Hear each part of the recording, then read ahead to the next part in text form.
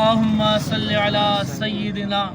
و مولانا محمد وعلی آل سیدنا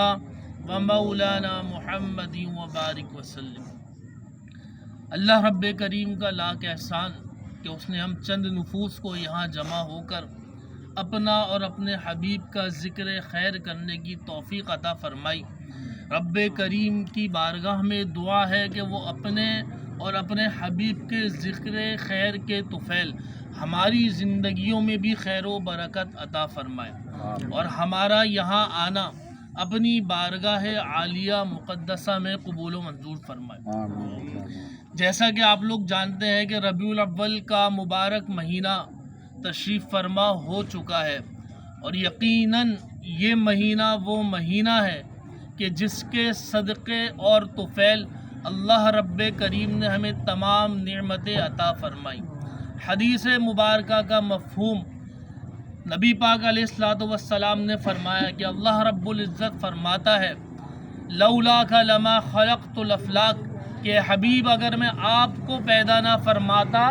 تو آسمانوں کو بھی پیدا نہ فرماتا۔ مفسرین اسی کی تفسیر و شرح میں لکھتے ہیں، اس کا مقصد یہ ہے کہ رب کریم اگر نبی اکرم صلی اللہ علیہ وآلہ وسلم کو پیدا نہ فرماتا تو یہ زمین بھی پیدا نہ فرماتا، یہ چاند بھی پیدا نہ فرماتا، یہ سورج بھی پیدا نہ فرماتا، یہ انسان بھی پیدا نہ فرماتا۔ یہاں تک کہ رب کی محبت نبی پاک سے اتنی بڑھ گئی کہ رب کریم نے اعلان فرما دیا کہ لولا کا لما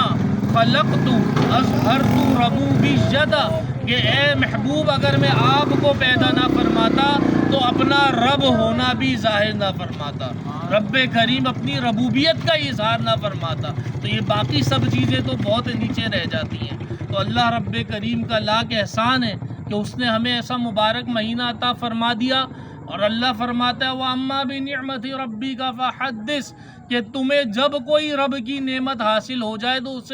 اس کا چرچا کیا کرو۔ تو نبی پاک علیہ السلام سے بڑھ کر کون سی نعمت ہوگی؟ تو ہمیں چاہیے نبی پاک علیہ السلام کی جو نعمت ہمیں حاصل ہوئی، ان کے صدقے جو ایمان ہمیں نصیب ہوا، جو قرآن ہمیں نصیب ہوا، جو کلمہ ہمیں نصیب ہوا، اس کے تحدیث نعمت کے طور پہ نبی پاک علیہ السلام کے ذکر کی محفلوں کو آراستہ کریں، پیراستہ کریں، ان کی سیرت کو سمجھیں، ان کے اقوال کو سمجھیں، ان کی احادیث کو سمجھیں، ان کے کلام کو سمجھیں، ان کی باتوں کو سمجھیں، ان کی زندگی کو اپنی زندگی میں اپنانے کی کوشش کریں، ان کے چہرے جیسا اپنا چہرہ بنانے کی کوشش کریں، ان کی دی گئی تعلیم کے مطابق نماز پڑھنے کی اور نماز سیکھنے کی کوشش کریں، ان کی دی گئی تعلیم کے مطابق دین کا علم پھیلانے کی کوشش کریں، ان کی دی گئی تعلیم کے مطابق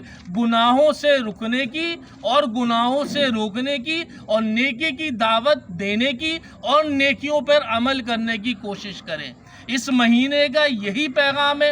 اس نشست کا یہی پیغام ہے، اور آپ لوگ جانتے ہیں اور آپ کو پتہ ہے کہ یہ نشست آراستہ اور پیراستہ کی جاتی ہے فقط اس لیے کہ اہل علاقہ کی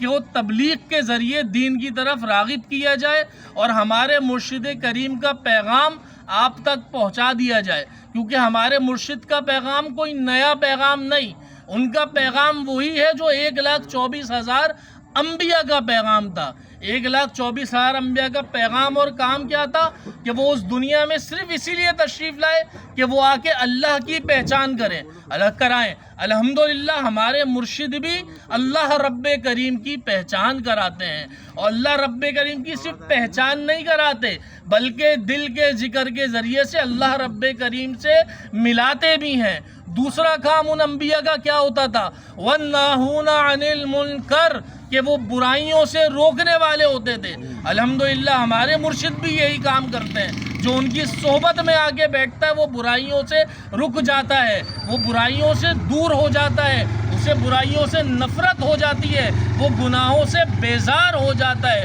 اور ان کا کام کیا ہوتا ہے؟ گناہوں سے روکنے کے ساتھ ساتھ نیکیوں کا یأمرون بالمعروف۔ انبیاء کرام کا پیغام یہ ہوتا تھا کہ وہ نیکیوں کا حکم دیا کرتے تھے، یہی کام ہمارے مرشد کریم فرماتے ہیں۔ آپ گناہوں سے روکتے بھی ہیں اپنے پاس بیٹھنے والوں کو، اور یأمرون بالمعروف، نیکی کے ایسا حکم اس کو دیتے ہیں، نیکیوں کا ایسا پابند کر دیتے ہیں کہ وہ نہ صرف نیکیاں کرنے والا بلکہ لوگوں سے نیکیاں کروانے والا بھی بن جاتا ہے۔ تو آپ تمام حضرات کی بارگاہ میں